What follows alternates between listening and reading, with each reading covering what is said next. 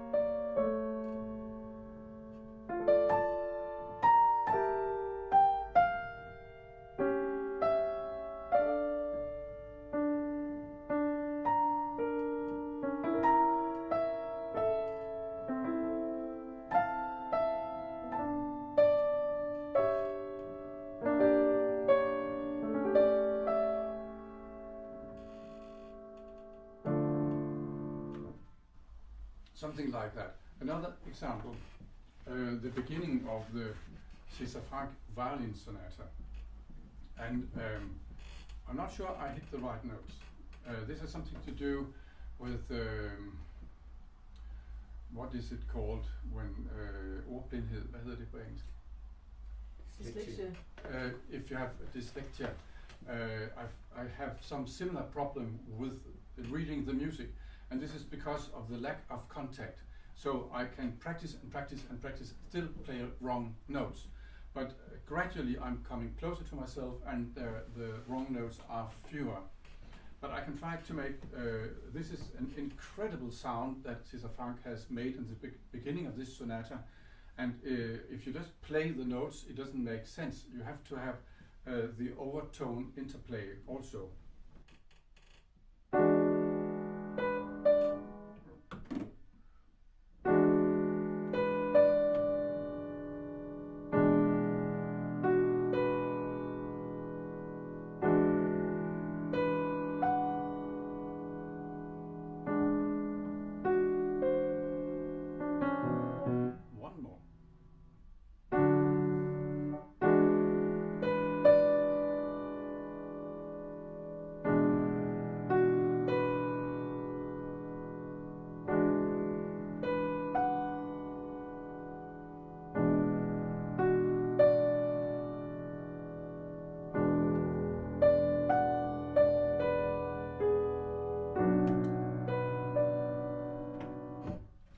Another example where I am sometimes lucky to hit the notes, where it's not enough you play forte in the Mussorgsky pictures of an exhibition, because if you can't get these especially ringing sound within the forte, then you can't get the attention of the audience, or you're not preparing the audience for a walk through an entire exhibition. So let me just try the beginning here.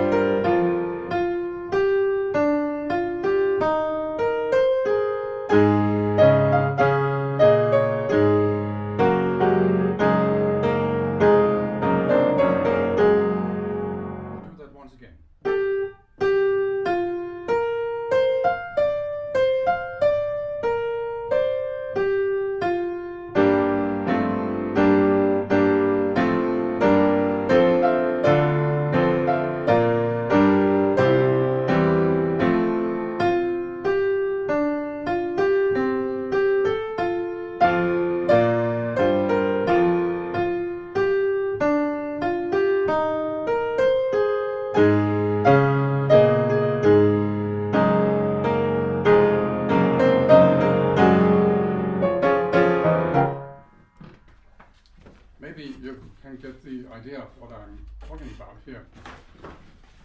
I will now try to make a few cross examples where I play a little bit of something which I played the last time, and then the way it sounds now.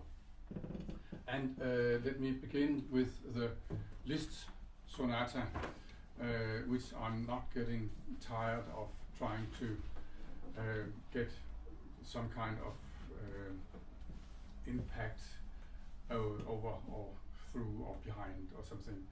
And it is very, very satisfying music. And there's this difference between playing notes after each other and then contacting the row of overtones inside the notes, that when you play, for instance, the beginning of the sonata,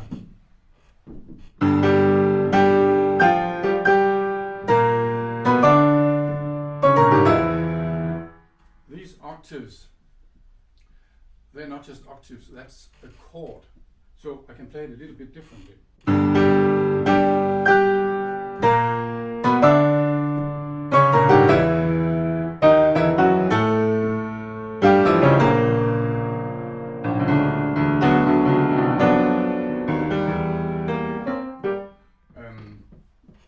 And one day I know I will be able to play again the Chopin study.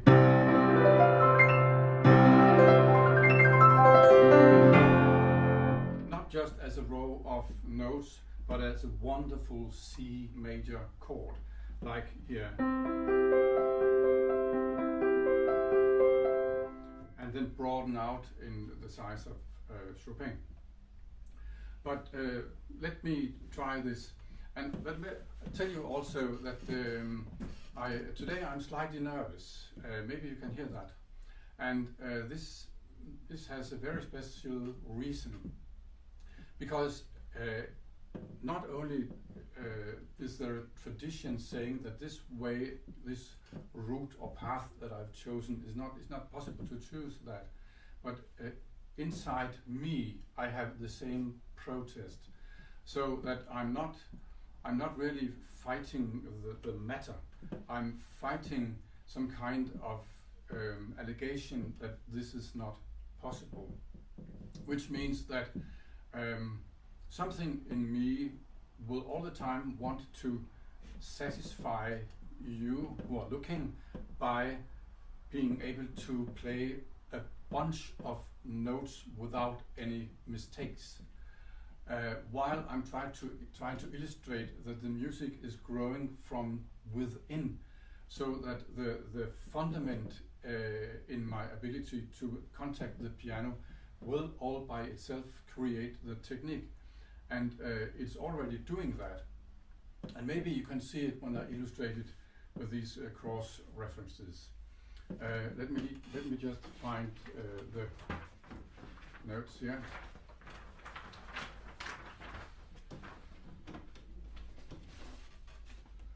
Like this. And first, here is how the Liszt sonata sounded the last time.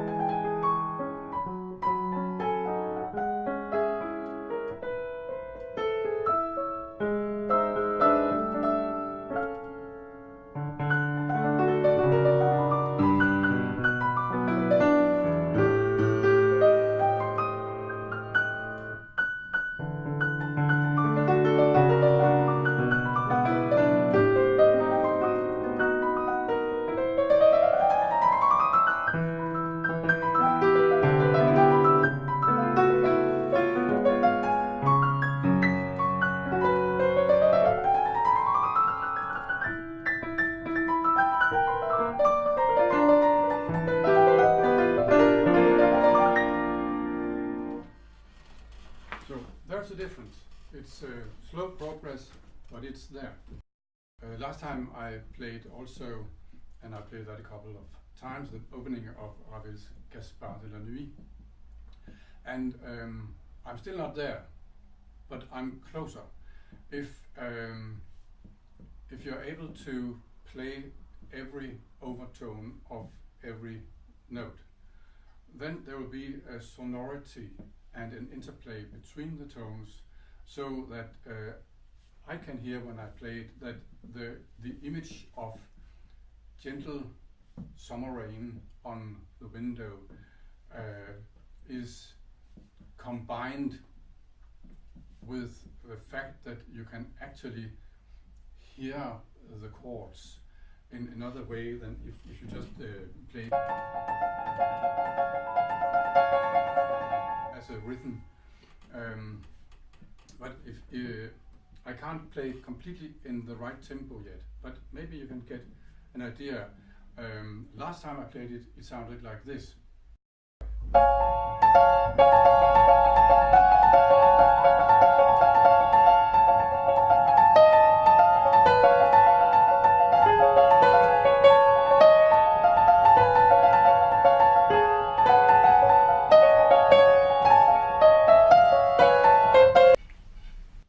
And now it's like this.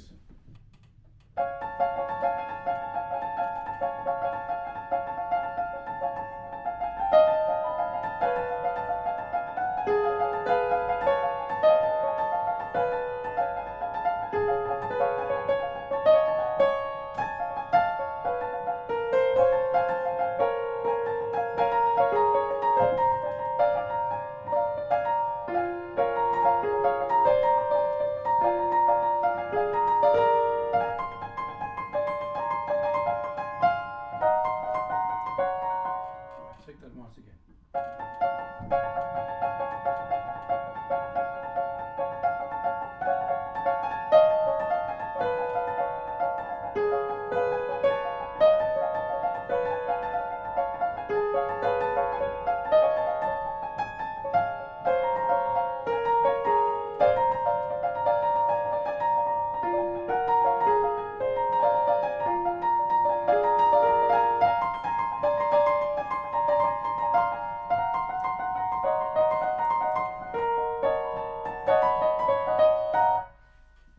As you can hear, I can't play it yet, but maybe you can begin to hear some of the sonority.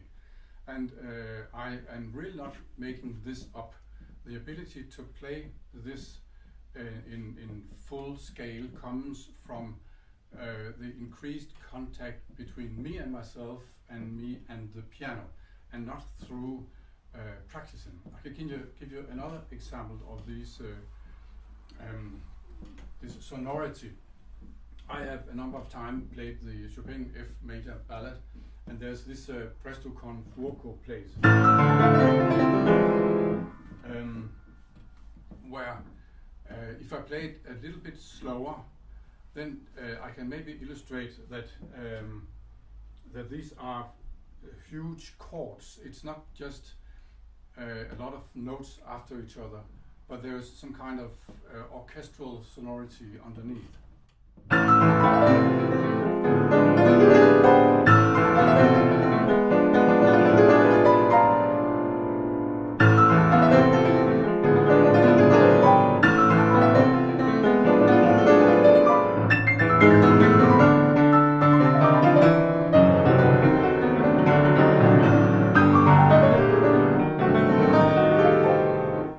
not go any further with that, but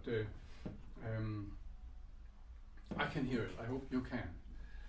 I played also, last time I played a bit of Schumann's Waltz-Szenen, and then it sounded like this.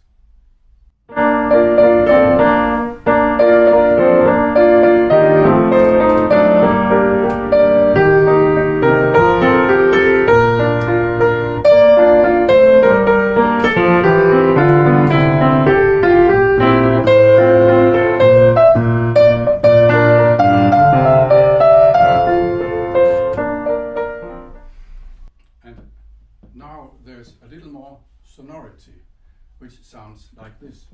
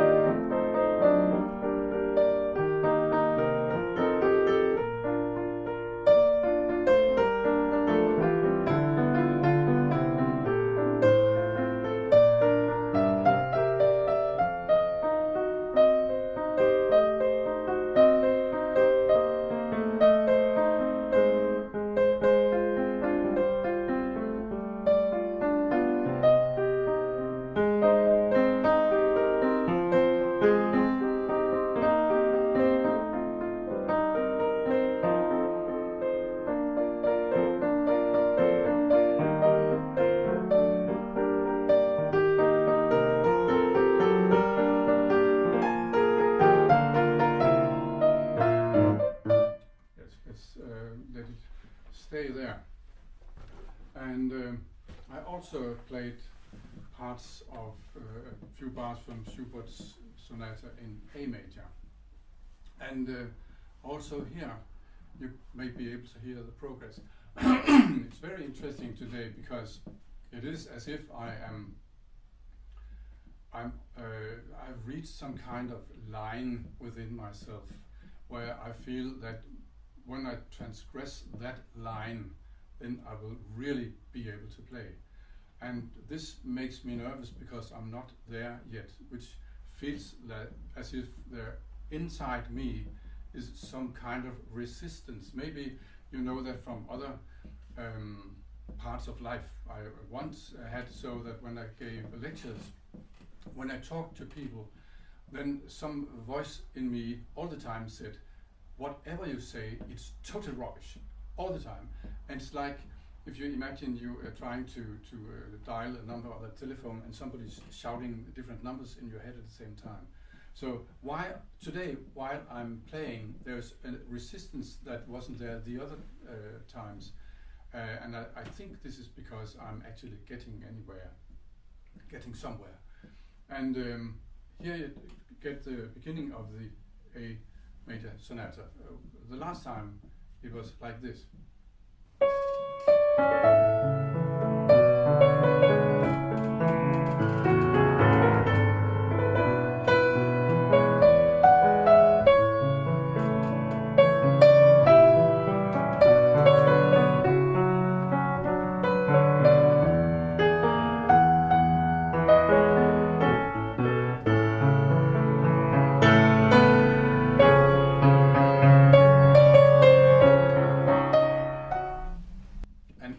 It's a bit different.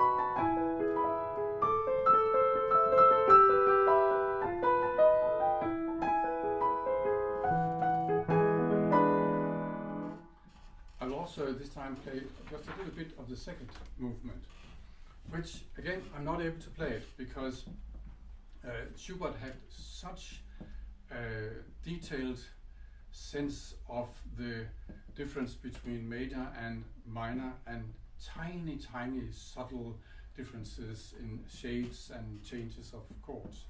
And this means that until I can play this with total consciousness in all fingers, you won't get the right idea.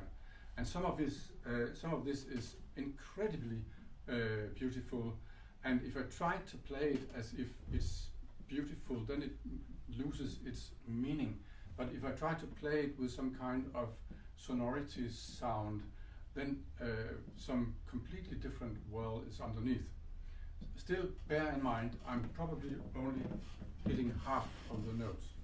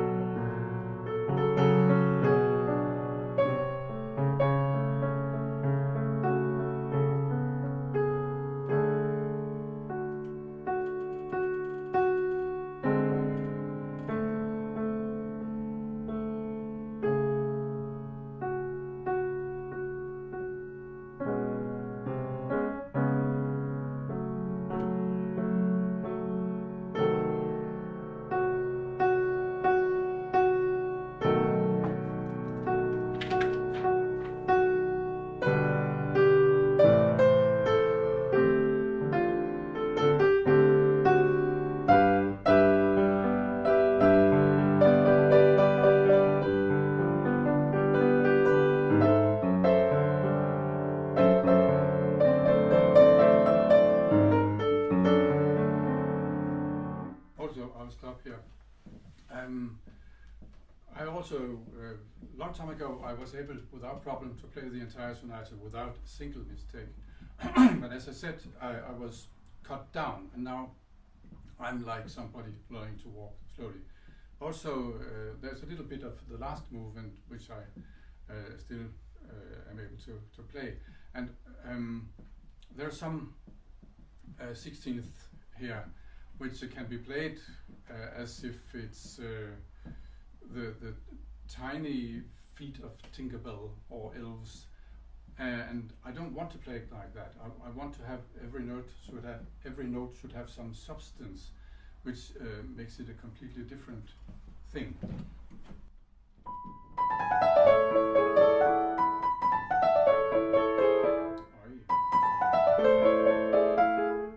Today won't.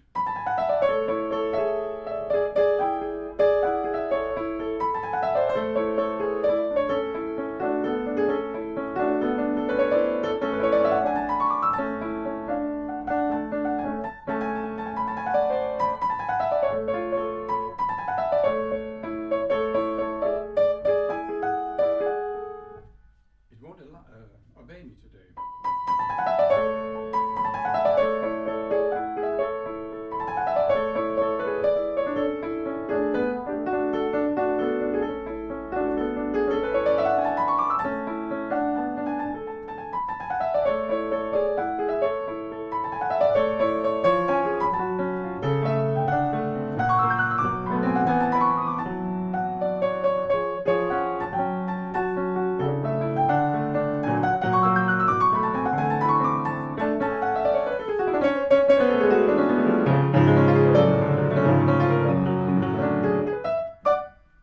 To give you an idea.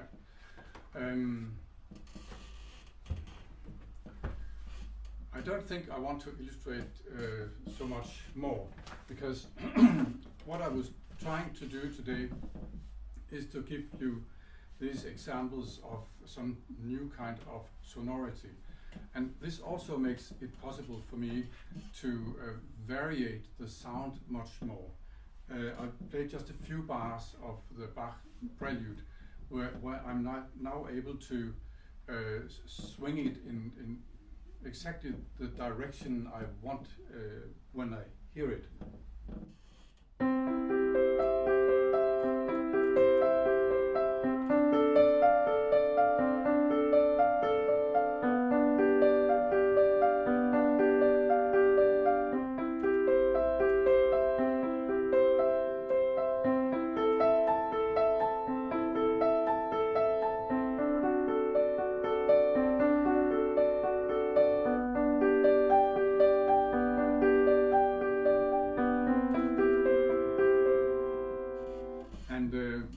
When I go over the other pieces I normally play, just give you very brief examples today. The sound is completely different, and because I'm only concentrated now really on getting this sonority, then I don't mind all the wrong notes. But let me just begin this Rachmaninoff prelude again, and maybe you can hear that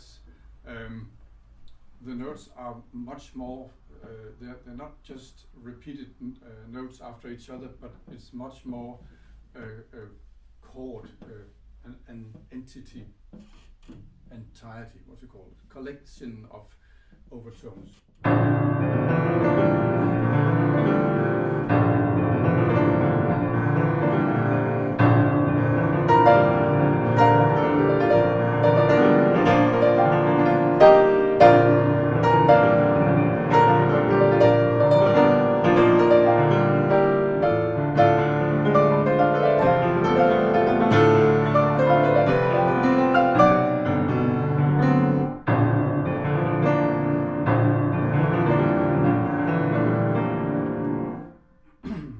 The same goes for the two Chopin Ballads.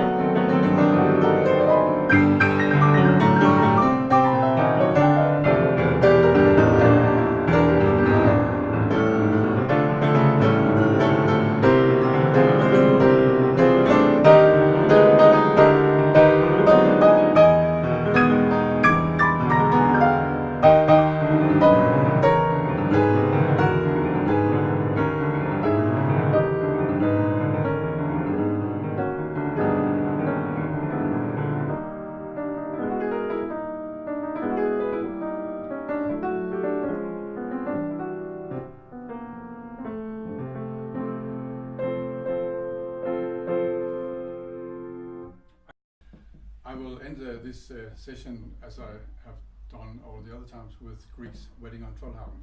And I have to run the risk that you're getting bored and he's always playing the same things.